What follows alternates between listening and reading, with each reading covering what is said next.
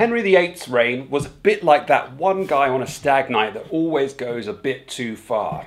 At first, everyone's pleased to see him, but before you know it, he spent too much money, got involved with the wrong women, been in a few massive fights, and ended up wishing he'd never been born. So, strap yourself in for everything you need to know about King Henry VIII of England, 1491 to 1547.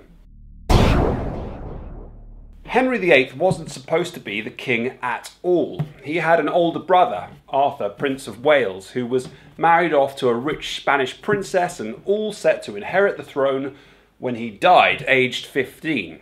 But like Bridgestone, Henry was a more than capable spare. This video isn't sponsored by Bridgestone, I just happen to think they make a very effective tyre. He was good looking, a gifted musician and a talented athlete, a sort of Zucker-Styles Mars Aldo. When he became king aged 17, Henry seemed to be everything anyone could wish for. And in the early days, things went well, largely because Henry left the governing up to his main advisor, Cardinal Wolsey, so he could spend time playing sport and rocking out on the recorder. Yes, actually the recorder. And only ordering the executions of properly unpopular people. He did keep up his scholarship though, writing a paper defending the Pope from Protestant reformists called In Defence of the Seven Sacraments. To say thank you, the Pope gave Henry a posh Latin title, namely Fidei Defensor, or Defender of the Faith. Henry was to later, spoiler alert, get rid of Catholicism altogether, the very faith he was supposed to be defending in his paper. So, a bit like if Dr. Dre passed on his fake doctorate to all his future offspring, the British monarchy have cheekily hung on to that title ever since, which is why you still see the initials FD on British coins next to the picture of the Queen. For the kind of reasons involving money and power that have forced a lot of wacky royal weddings to happen over the years, Henry married his dead brother's wife, Catherine of Aragon, shortly after becoming king. They stayed relatively happily married for 24 years, or most of the rest of his life. During this time, Henry and his government got busy making a few pretty sensible changes. For example, they founded the modern navy. Before Henry, there hadn't been a permanent navy, and by investing in over 100 ships, Henry made England far more secure from European invasion and really boosted the coastal prostitution industry. The investment in the navy set up England as an outward-looking maritime nation, which some historians credit as one of the drivers of the British Empire. Henry also annexed Wales, because he could, and became the first English king to call himself the King of Ireland, and we all know how well England's occupation of Ireland turned out. Yeah, very well. But a run of bad luck in his personal life meant Henry became obsessed with one thing, and I'm not talking about season mode on FIFA Soccer.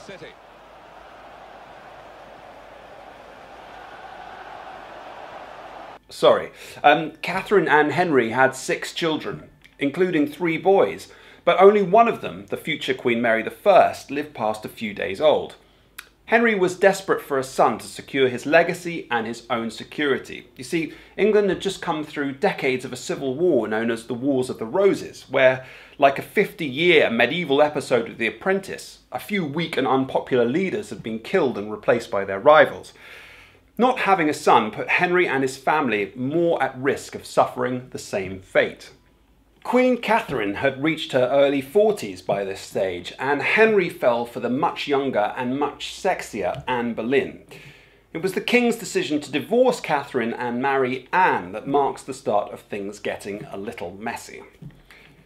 In those days, anyone as important as Henry had to get special permission from the Pope to divorce, but for political and moral reasons, the Pope refused, more than once, and this pissed Henry off. So a bit, and I mean a bit, like when fellow megalomaniac Simon Cowell left just being a judge on American Idol to set up his own show The X Factor, Henry VIII decided to cut the Pope out of the equation altogether and removed the Catholic Church totally from England. He made himself the head of his own church, the Church of England. Like Tupac, he had no one to answer to except God. All this power almost literally went to Henry's head. It's widely accepted that the king descended into a kind of madness, possibly triggered by brain damage suffered when he fell off his horse jousting.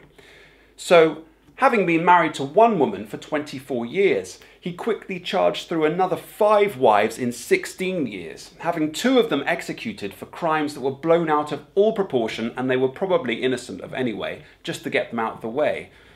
He did eventually get the son he wanted with wife number 3, but she died following childbirth. To further demonstrate his enormous power, Henry spent money on above Kardashian levels, practically bankrupting the country. For example, he inherited 28 castles, palaces and grand houses, enough for anyone you would think, but by the end of his reign he had built or bought another 42, decorating them with the finest of everything. He also engaged in a series of unsuccessful and disastrously expensive wars and had several bling-offs with foreign monarchs. The final years of Henry's life were, like a filet-o-fish, pretty unpleasant. He had an extremely painful open ulcer on one of his legs, which his doctors kept cutting open, believing illness had to exit the body through the wound. Henry became less mobile and much more fat. He ended up with a 52-inch waist weighing an estimated 180 kilos. In contrast, the other most famous king from history, Elvis, was only 117 kilos when he rock and rolled through the pearly gates.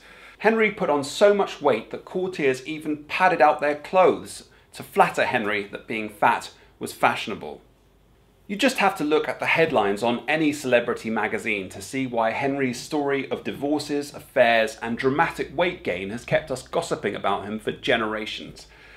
But whilst it makes for a good story, he's the kind of irresponsible and unstable king it's much more fun to talk about than be ruled by.